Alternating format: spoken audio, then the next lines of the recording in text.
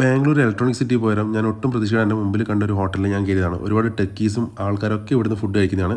ഇതെന്താണെന്ന് അറിയാം, breakfast combo ആണ് കേട്ടോ ഇവരെ. ഞാനത് കണ്ടുതരാം, ഞാനൊന്ന് ഓർഡർ ചെയ്ത് നോക്കിയാൽ. ഈ ഒരു പ്ലേറ്റിൽ വരുന്നത് വെച്ചാൽ 110 രൂപയാണ് വരുന്നത്, പ്ലസ് GST ഉണ്ടെന്ന് തോന്നുന്നു. ആ കറക്റ്റ് റേറ്റിനൊക്കെ ഓർമ്മയില്ല. അപ്പോൾ ഇതിൽ വരുന്ന കാര്യങ്ങൾ കണ്ടോ നിങ്ങൾ, ഒരു ഇഡ്ഡലി, ഒരു ചെറിയൊരു വട, പിന്നെ ഒരു മസാല ദോശ. ചെറിയ മസാല ദോശയാണ് കേട്ടോ. മസാല ദോശൻ്റെ കൂട്ടും അതിൻ്റെ ഉള്ളിൽ ഞാൻ പറഞ്ഞില്ല, കർണാടകയിൽ കിട്ടുന്ന ഏത് മസാല ദോശയിലും അധികം ഒരു ചോപ്പ് ചട്നി അവർ ആദ്യം ഇങ്ങനെ ഇറക്കും, എന്നിട്ട് അതിൻ്റെ മുകളിലാണ് നമ്മൾ മസാല വെക്കുക. ഒരു കഷ്ണം എടുത്തിട്ട് നമ്മൾ കൂട്ടും കൂട്ടിയിട്ട് ഒരു പിടുത്തം ഞാൻ പിടിച്ച് ചട്നിയിൽ ജസ്റ്റ് ഒന്ന് മുക്കിയിട്ടുണ്ടായിരുന്നു. 2 ചട്നി ഞാൻ എടുത്ത് കേട്ടോ, എക്സ്ട്രാ ചട്നി അവിടെ ഞാൻ എടുത്തത്. എനിക്ക് സാമ്പാർ അവർ തന്നില്ല, അതുകൊണ്ട് ഞാൻ എന്ത് ചെയ്ത് ചട്നി ഒന്നും കൂടി എടുത്ത്. പിന്നെ വട എന്ന് വെച്ചാൽ ചൂടുണ്ടായിട്ടില്ലായിരുന്നു, എന്നാലും കഴിക്കാൻ കുഴപ്പമില്ല, ചെറിയ വടയാണ്. പിന്നെ ഇതിൻ്റെ കൂടെ തന്നെ ഉപ്മാവും പിന്നെ കേസരി ഉണ്ട്. ഇത് രണ്ടെന്ന് വെച്ചാൽ നമ്മളെ ഒരു തവി ഉണ്ടല്ലോ, ഒരു തവിയിൽ കോരിട്ടാകുമ്പോൾ കിട്ടുന്ന അത്രയും ക്വാണ്ടിറ്റിയിലാണ് അത് കിട്ടും. പിന്നെ ഇഡ്ഡലി അത്യാവശ്യം വലിപ്പുള്ള ഇഡ്ഡലിയാണ്. പക്ഷേ ഇഡ്ഡലിനെ കുറിച്ച് പറയുകയാണെങ്കിൽ വലിയ ഓവർ ടേസ്റ്റോ കാര്യങ്ങളൊന്നും എക്സ്പെക്ട്. പക്ഷേ ഉപ്മാവ് എനിക്ക് നല്ല ഇഷ്ടമായിട്ടുണ്ടായിരുന്നു. ഉപ്മാവ് നല്ല സോഫ്റ്റാണ്, ഉപ്മാവ് കുറച്ചേ കിട്ടിയിട്ടുള്ളൂ, നല്ല രസമുണ്ട്. പിന്നെ ഞാൻ അൺനോൺ ഐറ്റം എന്ന് പറഞ്ഞില്ല, അത് ഇതാണ് കേട്ടോ. ഇതെന്താ സാധനം എന്ന് എനിക്ക് അറിയില്ല. ഞാൻ എപ്പോൾ കർണാടകയിൽ വന്നിട്ട് ഇതേപോലെ എന്തോ കഴിച്ചതായിട്ട് ഓർമ്മയുണ്ട്. അതിൽ അരിയാണുള്ളത്, പിന്നെ അതേപോലെ തേങ്ങാക്കൊത്തും കാണുന്നുണ്ട്. ഞാൻ